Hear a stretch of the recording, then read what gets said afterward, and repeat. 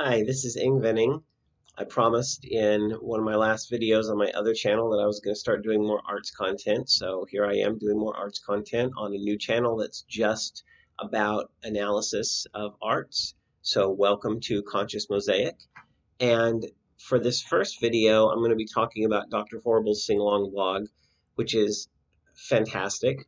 The music is wonderful. The acting is wonderful. The story is wonderful.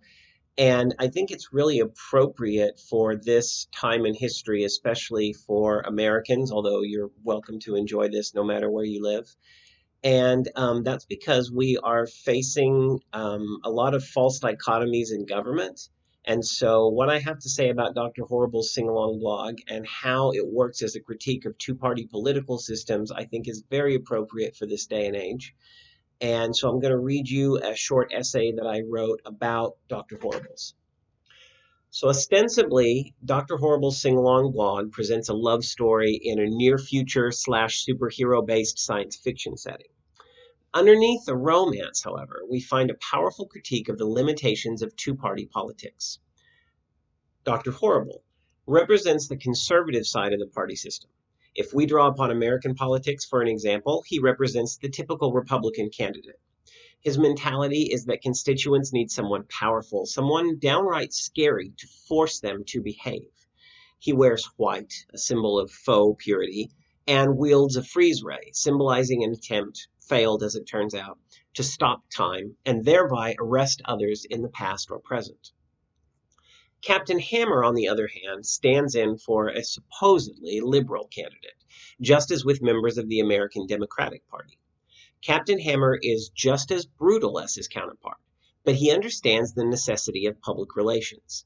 His symbol, a hammer, seems to be a tool one could use to build a better world. But we must recall that, like his fists, his only effort in the direction of building are to gain social capital and advance his interests, such as carnal relations with Penny.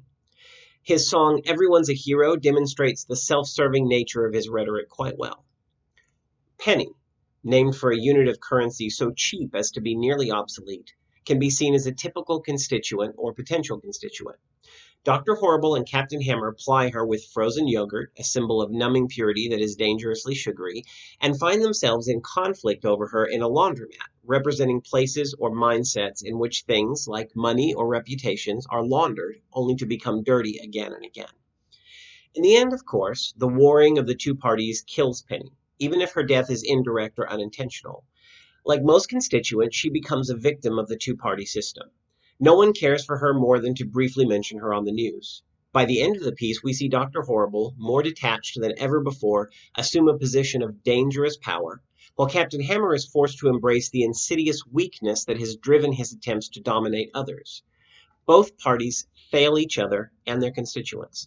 The flawed system is revealed to discerning members of the audience who are left to wonder, what's next? How can we fix this mess? Dr. Horrible's sing-along blog, like any truly great piece of art, symbolizes many things. When great art is examined, it keeps opening, layer by layer, even as it opens our minds and hearts. But from romance to art to, as seen in this post, or this essay, politics, one of its greatest achievements is to expose the stilted and sinister nature of false dichotomies and systematically flawed dualities. I was recently watching the news and thinking about how Democrats and Republicans pretend to be fighting each other, but they're allies, like Pelosi and Trump. Those are two of the biggest allies. They support the interest of the rich, of corporations, and they support their rich friends over and over again. And yeah, they do little things like, clapping at each other in a fake sarcastic manner or talking, crap about each other in interviews and things.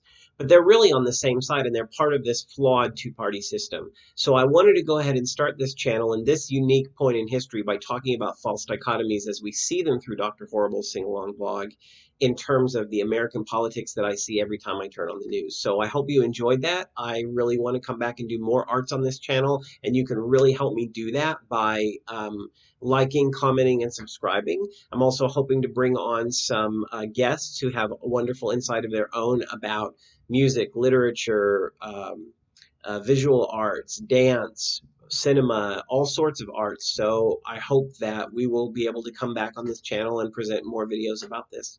You all have a fantastic day.